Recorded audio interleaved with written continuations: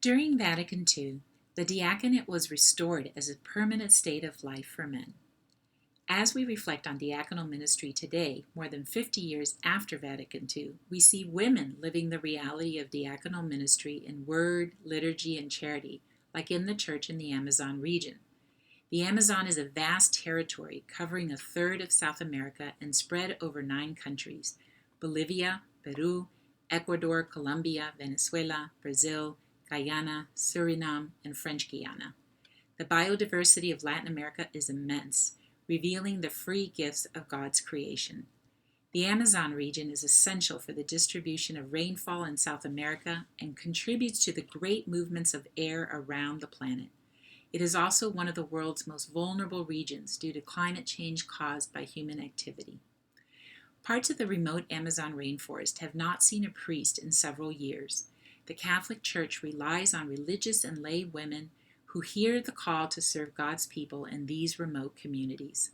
Bishops in the Amazon have delegated authority to women to preach, preside at baptisms, marriages, and funerals, and engage in works of service and advocacy. I want to tell you about the ministry of Divine Providence Sister Cidia Mies, director of the Rural Pastoral Institute in Pando, Bolivia.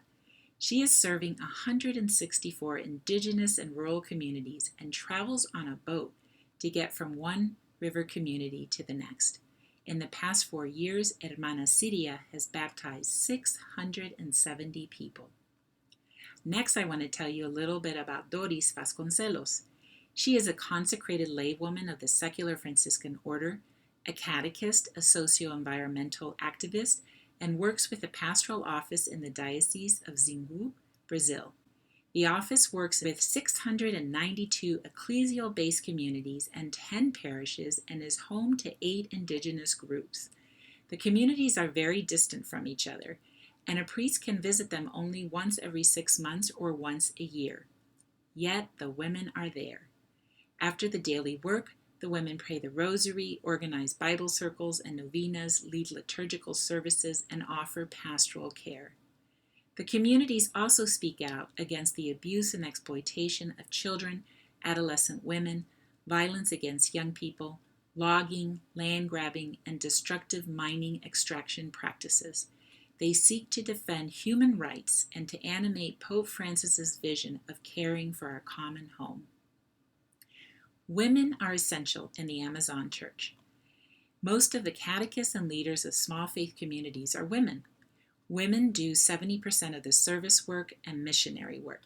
Women take part in a synodal, listening, participatory vision of the Church that favors the culture of encounter and welcomes men and women, clergy and laity, walking together and discerning the voice of the Holy Spirit in our times.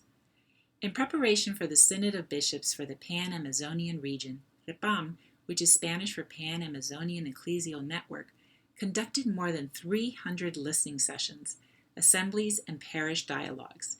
In all, REPAM estimates that 87,000 people participated in the consultation, including 90% of the region's bishops and 140 indigenous nationalities. From this broad consultation, one of the hopes that emerged was ordaining women as deacons. The Synod asked that their experiences and reflections on this topic be heard by a papal commission. In response, Pope Francis created a new commission to study women deacons. Discerning Deacons is working collaboratively and creatively with Núcleo Mujer, one of the working groups of REPAM, which strives to make known the various works of service that women contribute in the Church throughout the Amazon region. On our Discerning Deacons website, we will be publishing more stories like those of Cidia and Doris to share about the diaconal ministry of these incredible women in the Amazon.